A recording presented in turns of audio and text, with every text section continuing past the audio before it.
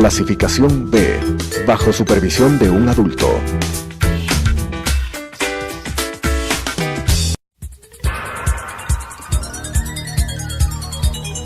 Las opiniones vertidas en este espacio por la producción y dirección del programa son de exclusiva responsabilidad de sus autores y de quienes intervienen en ellos.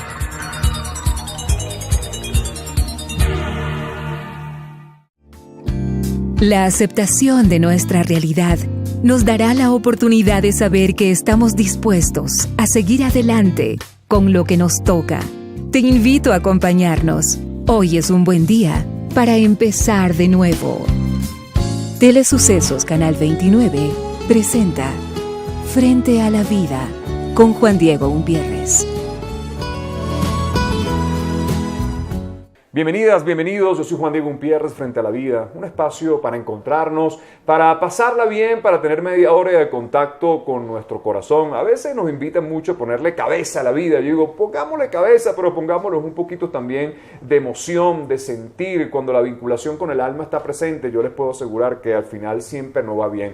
A mí me preguntan, ¿tú crees que poniendo el corazón nos va bien? Bueno, a veces nos lo rompen, pero no conozco a ningún ser humano que le haya puesto el corazón a la vida y no termine la vida también sonriéndole en grande. Así que eso queremos en cada espacio, invitarte a sonreír, invitarte a comprometerte con tu conciencia, a estacionarte, a detenerte, a suspirar, a reflexionar un poco cada tarde para que nos encontremos después a las 21 horas en Telesucesos. Redes sociales como Juan Diego Motiva en el Facebook, en el Twitter, en el Instagram, ahí estamos, Juan Diego Motiva. Y Frente a la Vida, colocas Frente a la Vida en Facebook y vas a ver todos los programas, opinas y sobre todo también tu caso. Nos interesa saber tu historia, que nos cuente, no solamente para presentársela a profesionales, sino que vengas para acá. Como siempre te digo, quizás una invitación de algo que haya sucedido en la vida puede despertar la conciencia de un colectivo que necesita tu palabra. Gracias por pertenecer.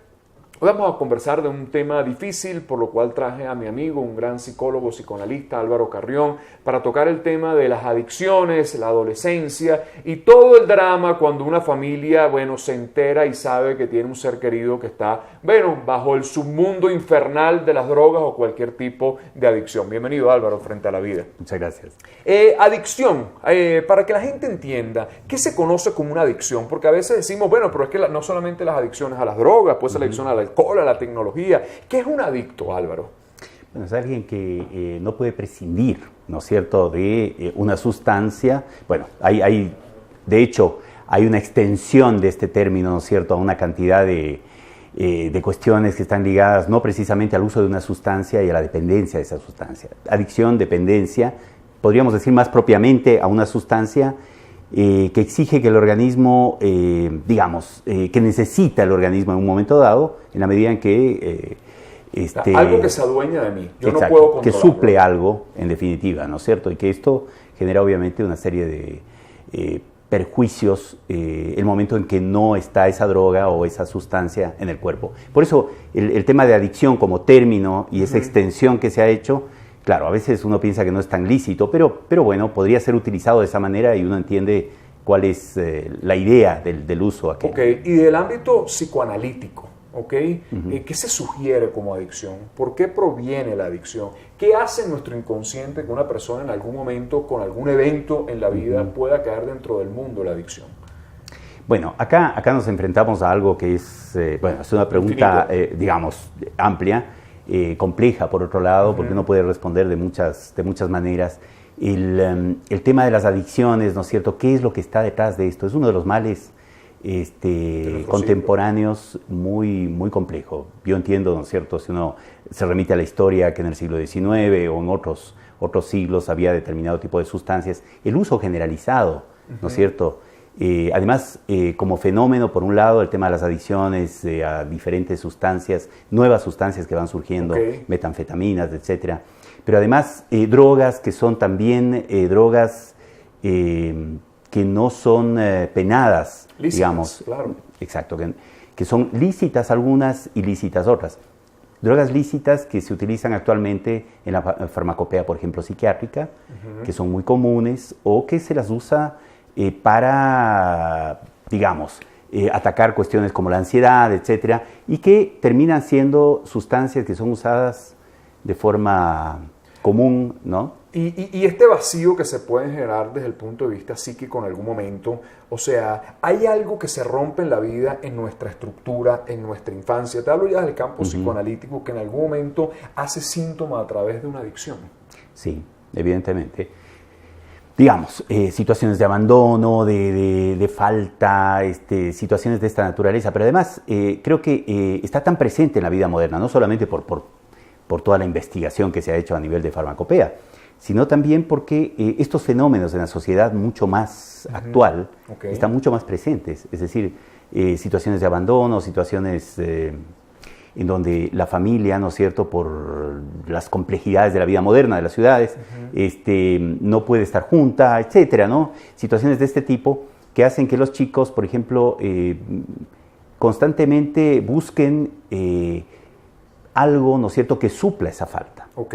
¿Sí? Ahora fíjate, en Venezuela hicimos un trabajo hace muchos años en un sitio donde internaban a pacientes drogadictos, eran varones, lo hicimos, y cuando empezamos a hacer estudios un poco sobre el cuadro de ellos, fíjate qué curiosas las estadísticas, el 87% de esos varones no tenían padres, o tenían un padre que estaba destruido, o tenía un padre que estaba en el abandono, pero no había esa estructura paterna, lo cual nos llamó la atención desde el punto de vista analítico, ¿no? O sea, ¿por qué esa vinculación del rol de la desestructura con la vinculación con la adicción? ¿Hay esa posibilidad de que en algún momento nos vamos a poder requerir llenar ese vacío a través de la droga? Por supuesto que sí. Figuras paternas, bueno, ese tema concretamente en Venezuela, ¿no es cierto?, en otros países también latinoamericanos, el tema de la ausencia del padre o de figuras paternas, la relación con una figura fundamental como la madre, etcétera, ¿no es cierto? Sí, en efecto, esto llega a suplir algo en el sujeto y lo deja absolutamente ligado a una situación que termina destruyendo a ese sujeto. Así es. Y en nuestros tiempos, te quiero hacer una pregunta, quizás la podemos dejar para la próxima parte también, pero a mí a veces siento que es un mundo que está sobremedicado. Que también es una parte dentro de lo que podríamos decir adicciones. Quizás estas vienen con récipes o con recetas, pero siguen siendo adicciones. Tú el ámbito de la psicología clínica, el psicoanálisis también. ¿No sientes muchas veces que a veces se acuden e inmediatamente sin saber la historia o el proceso o la fractura psicoemocional estamos recetando y que no todo el mundo necesita receta o un fármaco? Te lo pregunto. Así es. Hay muchas maneras de salir al paso de problemas psíquicos. Pero se ha optado por un modelo, que es el modelo, digamos, al estilo de un mundo feliz de Huxley, ¿no? Es decir, el momento que tenemos alguna carencia, recurrimos a Soma, como en ese libro, ¿no? Así es. Lo cual nos lleva a tener una absoluta sensación de estar bien, ¿sí? Estar acorde con la realidad, sin resolver nada. Es decir, no se resuelve nada. Es casi como una varita mágica que hace que el sujeto pueda trabajar más, pueda estar alegre, ¿no es cierto?, no deprimido, bien, satisfecho, sin falta, ¿no es cierto?, sin deseo, también, de alguna manera. Sin deseo, ¿no? Sin claro. Deseo. Claro, porque el deseo termina limitándose a través de todo este proceso que tiene que ver con la cantidad de químicos, me imagino, ¿no? Exactamente. Es como que de alguna manera ninguna cosa llama la atención, porque finalmente vivimos un mundo que nos aleja de pautas de realidad, del espacio-tiempo, etcétera, y nos deja totalmente limitados. Voy a quedarme en esa reflexión un poco, Álvaro, para tomar un poquito los mecanismos que tiene la psique, quizás naturales, quizás propio de elaboración de duelo, pero que yo siento también que los estamos en algún punto castrando y colapsando, y que por eso estamos en un mundo que aparentemente busca la felicidad, pero los índices de la depresión son altísimos. Hoy conversamos con Álvaro Carrión, él es psicólogo y psicoanalista, para hablar de esto, de las adicciones también lícitas, adicciones también recetadas en nuestros tiempos, que vale la pena poner un poco la lupa sobre ellas hoy aquí frente a la vida. Regresamos, hoy conversamos con Álvaro Carrión, psicólogo, psicoanalista. Ha viajado la inquietud, y lo habíamos conversado en la parte anterior, quizás los eventos complejos de la vida que siempre van a suceder, nadie transita sin el dolor, sin la fractura. En algún momento la psique tiene mecanismos propios de elaboración de duelos, de sistemas naturales, por decirlo de alguna manera, de llevar procesos, pero cuando incluimos estos fármacos de entrada, que atención, no estamos diciendo que no se requieren en algunos momentos, claro que se requieren, pero creo que en otros momentos es exagerado, porque siento que hay personas que acuden a veces al psiquiatra, por llamarlo de alguna manera, y ni siquiera se toma el tiempo de saber qué es lo que pasó, entonces inmediatamente aplicamos el procedimiento químico, pero es lo que tú dices, alivio el síntoma. quizás el síntoma desaparece, pero ¿qué pasa con ese duelo interno que no está vivido y que no está procesado a nivel psíquico?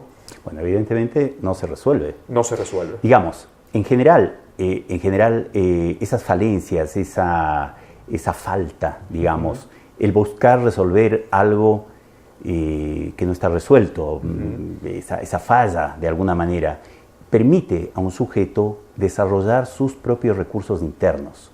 Okay. Es doloroso, es terrible, hay personas que no lo logran, ¿no es cierto?, que lo logran parcialmente. A veces recurren a este tipo de sustancias, lo cual es admisible, ¿no es cierto? Pero lo importante acá es rescatar al sujeto. El tema de salir del dolor, de lo doloroso de una situación de duelo, claro, es lo que uno busca, en definitiva, cuando está en esa situación. Pero si no logra desarrollar los mecanismos elaborativos, los mecanismos que le permitan crecer de alguna manera y resolver esto, es un sujeto que va a quedar dependiente siempre de algo, de una sustancia, ¿no es cierto?, que le preserva. Y en deuda de ese duelo, valga la redundancia, ¿no? Porque es un proceso que tendría que en algún momento haber tenido una propia resolución, ¿no? Y ahí se manejan protocolos donde la psique se queda literalmente paralizada. Te pasa dentro del proceso psicoanalítico donde te encuentras personas que están todavía como si el evento hubiera pasado ayer y la psique totalmente detenida. ¿Te has encontrado eso? Es algo así como que el sujeto queda anclado a algo, ¿no es cierto?, de lo cual no puede pasar. Y por ende su vida queda hipotecada en relación a un acontecimiento, a una vivencia, pero es más, frente a otras vivencias de posibles duelos, tampoco hay esa capacidad elaborativa. Es decir, no ha desarrollado aquello y se queda simplemente en una situación que no le permite seguir viviendo de forma adecuada. Así es. ¿Y qué síntomas más te puede elaborar? O sea, una persona que está medicada, adicta a la medicación o adicta a otro tipo de droga, porque puede pasar que después de una ruptura, de una fractura emocional, bueno, hay personas que desembocan en un alcoholismo, desembocan en una drogadicción, desembocan en una medicación excesiva. ¿Qué síntomas puede aparecer a medida de que esa psique está paralizada cuando no se le da el tratamiento psicoterapéutico, por llamarlo de alguna manera? Yo diría que esa psique queda disociada, de alguna manera separada, ¿no es cierto? Es decir, el sujeto sigue viviendo, aparentemente ha resuelto situaciones, aparentemente, ¿no es cierto? Porque el momento que se presenta otra situación, caen todos los males, se despierta, se abre la caja de Pandora, digamos, y ese sujeto queda absolutamente limitado. Ahora, el reconocer, por ejemplo, digamos, una persona que busca ayuda porque tiene un sufrimiento extremo, ni siquiera sabe la persona probablemente qué es aquello que le hace sufrir. Bueno, hay situaciones reales, ¿no es cierto?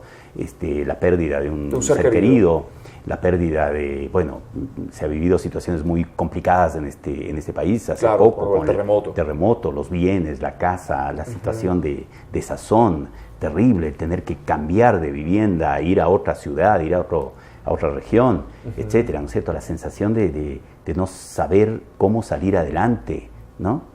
Bueno, todas esas situaciones, por supuesto, paralizan, pero si el sujeto trae, ¿no es cierto?, previamente una serie de duelos no elaborados, todo eso va a pesar. Es como ese anclaje, ¿no es cierto?, que no le permite al sujeto seguir. Se disocia más, se disocia cada vez más. Y esa es la función en ese momento que cumplen determinado tipo de sustancias, ¿no? Le ayudan a que esa disociación se logre relativamente, pero toda la economía psíquica, digamos, toda la posibilidad en términos de la solución de un conflicto, también queda anclada. Siempre va a necesitar esto o de yo auxiliares. Y empieza a depender de muchas situaciones. ¿Pero tú no sientes que eso nos coloca indudablemente en el canal propio de la evasión, que más tarde termina causando una erosión mucho más grande incluso que la propia fractura psicoemocional? Exactamente. O sea, ese punto de haber evadido no nos rompe la posibilidad de elaborar un duelo sabio.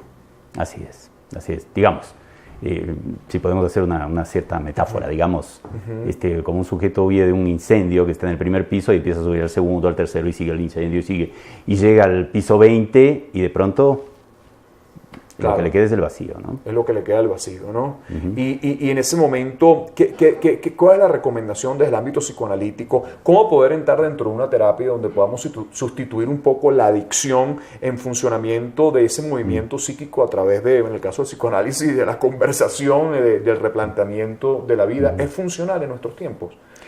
Es funcional, es difícil, porque es enfrentar el dolor, ¿no? Además, un dolor que paraliza. Esto no significa que, por ejemplo, si una persona toma cierto tipo de drogas que le permiten de alguna manera funcionar en la vida cotidiana, deje de usarlas. No es una cosa que simplemente es un empujón al vacío, ¿no? Puede hacer uso de aquello, pero acá nos topamos con otras cosas, ¿no? Nos topamos con este tipo de drogas que destruyen al sujeto. Estas otras también pueden llegar a destruirlo, ¿no? Pero, bueno, ¿qué pasa ahí con ese sujeto? ¿Cómo se lo sostiene? Ahí hace falta, digamos, si encontramos un sujeto que es adicto a determinado tipo de sustancia, la necesidad de trabajar psicoterapéuticamente, sea psicoanalíticamente o mediante otro tipo de trabajos, grupalmente, de forma familiar. Tenemos que recurrir a una serie, a un repertorio de herramientas terapéuticas, ¿no es cierto? Y a veces esto, ni siquiera eso es posible o suficiente, ¿no? Lo cual es terrible. ¿Y no has sentido que en nuestros tiempos, por lo menos el ámbito analítico, el ámbito psicoanalítico, empieza a perder espacio en función de que queremos todo en la proximidad inmediata? O sea, preferimos que el fármaco resuelta, preferimos los charlatanes, como digo yo, que vengan a restablecer el mecanismo de psicoterapia que nos evaden del proceso. ¿Cómo te sientes como psicoanalista cuando a veces sentimos que vemos el psicoanálisis ya como una cosa rara, ¿no? A veces me pregunto si en las escuelas, de psicología clínica se estudia, porque negar a Freud o negar a Jung sería absurdo, pero te voy a dejar esa pregunta, ¿no? O sea, ¿cómo ves el psicoanálisis para enfrentar los procesos de adicciones, los procesos de duelo en nuestros tiempos? ¿Sigue siendo todavía un mecanismo importante? No me la contestes. Es frustrante, ¿no? Es frustrante porque, en efecto, uno puede ver que determinados sujetos que están muy necesitados de ayuda se adhieren a todo, a cualquier cosa, ¿no? Que les dé alguna certeza, alguna certidumbre. Pero uno sabe, ¿no es cierto?, que eso se cae. Claro. Es decir, es como que se agarran con un hilo y eso se cae. Entonces, claro, la sensación es que, ¿qué estamos haciendo con este método que nos lleva, digamos, necesitamos mucho tiempo para la elaboración, etc. Pero este sujeto de pronto está bien.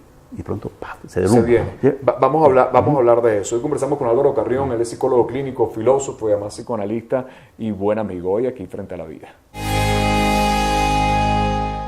Estamos Frente a la Vida conversando con Álvaro Carrión, psicólogo clínico, psicoanalista, filósofo, buen amigo y siempre me gusta conversar contigo porque he sentido en los últimos tiempos que bajo una cantidad de corrientes ya es lo que te dije, se empieza a ver el psicoanálisis, el análisis como una manera más bien obsoleta, pero a la vez que vamos viendo estos recursos psicoterapéuticos que en algún punto sí son más lentos, requieren más elaboración, también vamos viendo un mundo mucho más adicto, un mundo que trata de sujetarse a cualquier cosa, así, a medicación, a drogas, al internet, una cantidad de cosas. ¿Qué nos está pasando? ¿Por qué nos cuesta tanto elaborar ese mecanismo de que el proceso es lo que nos puede realmente sacar? Bueno, porque en definitiva es algo así como que uno va contracorriente, contra la cultura, contra un pensamiento que está vigente, es decir, tratamos de resolver rápidamente, de enriquecernos rápidamente, de satisfacernos rápidamente, de llegar cada vez más y qué sé yo, más rápidamente, ¿no es cierto? Entonces los chicos a los 2 años tienen que saber computación y no sé cuántos idiomas y imposible, no es posible. Si eso se da, es a un costo emocional brutal, ¿no es cierto? Así es. Es esto, es esa carrera, no se sabe a qué. Pero luego nos quejamos que tenemos hijos hiperkinéticos, luego nos quejamos que tenemos hijos que están con DDA, luego nos quejamos una cantidad de cosas, pero nosotros mismos suministramos para eso. Ahora, ¿qué pasa con estos pequeños que están diagnosticados, a veces, entre comillas, a veces bien, a veces más? Entonces son medicados ya y empiezan a ser adictos a los 6, 7 años porque tienen déficit de atención y que después terminen entonces a los 15 años con un antidepresivo porque entonces el medicamento tiene otra consecuencia sobre esto. Eso te encuentras en consultas, esa aceleración además que los padres te exigen como terapeuta que lo saques rápido de cualquier dificultad. ¿Te pasa eso? Claro, a la primera sesión. Bueno, en todo caso, esto cada vez más está más presente, ¿no es cierto? Esa velocidad, el cambio, 1 sesión, 2 sesiones, ¿no? No hay el proceso de poner de alguna manera un límite. A ver, pensemos un poco, ¿qué está pasando, ¿no es cierto? Miremos el contacto con la realidad. Pero ¿qué pasa? El tema es complejo porque, en definitiva, la persona que está vinculada con una situación de este tipo, la distorsión que hay en el nexo con la realidad es tan grande que a veces no es posible, ¿no es cierto?, situarse frente a una serie de pautas. Es algo como que no tiene sentido de alguna manera. Entonces, todo tendría que ser muy rápido, casi como si la magia, ¿no es cierto?, si con una varita mágica pudiéramos transformar el mundo y pero de un momento a otro. Así ¿no? es un mundo de tips, sin duda, sí. ¿no? Ahora, ¿qué le decimos también a nuestros padres también que nos hablan muchas veces de las drogas, de las adicciones, pero cuando llegamos a la cena o el desayuno, lo que vemos es un cóctel de píldoras en la mesa? ¿No hay un doble discurso en eso? Por supuesto. Pero eso, se vive con... Yo diría, Juan Diego, que eso es a lo que me refería con la disociación, ¿no? Uh-huh. Es decir, tenemos acá, digamos, hablamos de la paz, de la necesidad del diálogo, etcétera, y tenemos un Kalashnikov ahí en la mesa, digamos, ¿no? Claro. Pues con todas estas tragedias que se han dado en Estados Unidos últimamente, ¿no? Claro. Las armas, sí. Y tenemos esto, pero ¿cómo? Está esto acá, ¿no es cierto? Un amigo me decía, mira, si hay tanta restricción con la velocidad de los autos, ¿por qué los fabrican para ir a 200 kilómetros? Claro. ¿Por qué? ¿No es cierto? Si no quieren que fumemos, ¿por qué ponen el encendedor? Así es. ¿Qué pasa con esto, no? Así es. Está bien. Es disociado. Uh-huh. En Estados Unidos hay estados donde hay límites de velocidad, pero te permiten tener un radar en el carro para que puedas ir a la velocidad. Para violarla. Es curioso, pero es parte de los derechos civiles. Eso que acabamos de ver, lo que tú acabas de la tragedia de Orlando, nos pone una invitación, sí. Uh-huh. O sea, pero entonces cualquier persona, por el derecho civil de defenderse, puede comprar un arma de guerra. Fíjense qué curioso, y terminan existiendo todo este tipo de tragedias, ¿no? Las adicciones se curan, te pregunto. Bueno, se curan. Hay un proceso largo, sostenido, muy contingente, lo que hace pensar a ratos que esto es difícil, complejo, pero al mismo tiempo tenemos que enfrentar toda una situación alrededor, esto que hablábamos, ¿no es cierto? La posibilidad de acceder fácilmente, una serie de discursos además que minimizan, que hacen que, digamos, se banalice ese mal de alguna manera, ¿no es cierto? Sí, no siente que está como hoy en día hablamos de la marihuana como una cuestión absolutamente, ¿sabes? Lo vemos así como estéril, y parece que lo vamos permisivo cuando los estudios, lo que sucede a nivel neurológico con la marihuana son impactantes, pero no sientes eso, que estamos como permisivos, como muy light en todo eso, como es algo inocuo, ¿sí? No sientes que una sociedad que con tanta opción y permiso nos está llevando a ser cada día más adictos. Así es cada vez más, ¿no es cierto? Y uno puede ver estos discursos junto a otros que ponen ubican el problema, pero que sin embargo parecería que eso no tiene un efecto, ¿sí? No tiene una eficacia aquello, ¿no? Sino que simplemente, bueno, no. Aquí, por ejemplo, en Ecuador, tú hablabas de Venezuela hace un momento, en Ecuador el consumo de alcohol, bueno, supongo que en todos los países latinoamericanos, ¿no? El consumo de alcohol es enorme, pero bueno, es alcohol, ¿no? Bueno, finalmente es una sustancia natural. Está bien, ¿no es cierto? Entonces, bueno, hay un discurso ciertamente permisivo. Por otro lado está este otro discurso que es el de la persecución, ¿no es cierto? Y de la represión terrible, que es también un discurso muy complicado, ¿no es cierto? El tema actualmente de la discusión con respecto a la legalización de determinado tipo de sustancias, es algo que tiene que ser debatido profundamente, ¿no es cierto? No de forma responsable, digamos. Igual el tema de esa represión, cuando en realidad uno sabe que el alcance que ha tenido esto es tan grande, ¿no es cierto? La violencia que viene junto a esto es tan terrible. La cantidad de gente que ha entregado su vida, es espantosa. Para cerrar, Álvaro, ¿qué le dirías a los padres que están pasando y descubren que un hijo está en un proceso adictivo? ¿Qué mensaje le podemos llevar? Yo diría que acá, ¿no es cierto?, es importante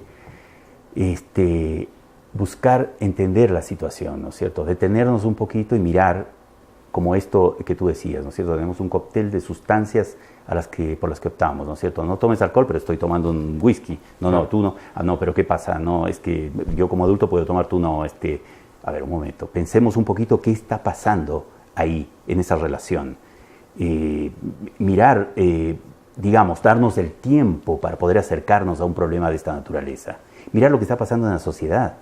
¿Cuáles son las consecuencias de todo esto? En la comunicación, en la relación, ¿no es cierto?, paterno-filial. ¿Qué sucede? ¿Están los padres con los chicos? ¿Pueden compartir espacios? ¿Se pueden relacionar? ¿O hay una distancia? ¿Hay un hiato tan grande? ¿Un vacío tan enorme?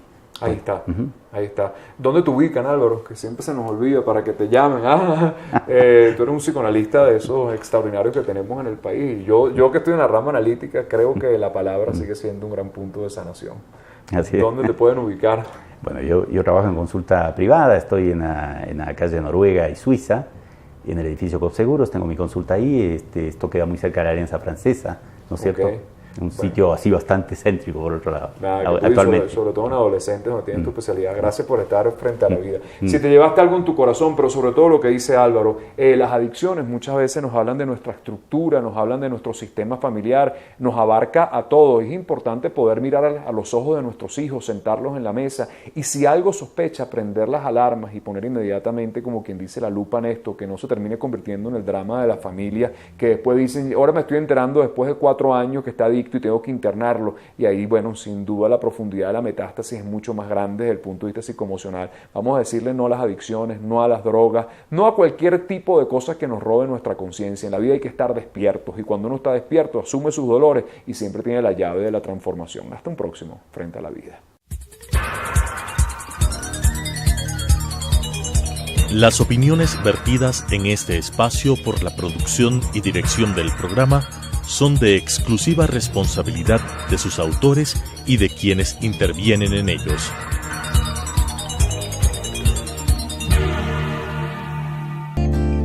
Los triunfos no se miden por las victorias. Habrá derrotas que más temprano que tarde agradeceremos y evaluaremos como éxitos favorables. El tren pasa siempre, mientras estemos despiertos, frente a la vida. Nuestra cita mañana 18:30 en Radio Sucesos. 21 horas por Telesucesos.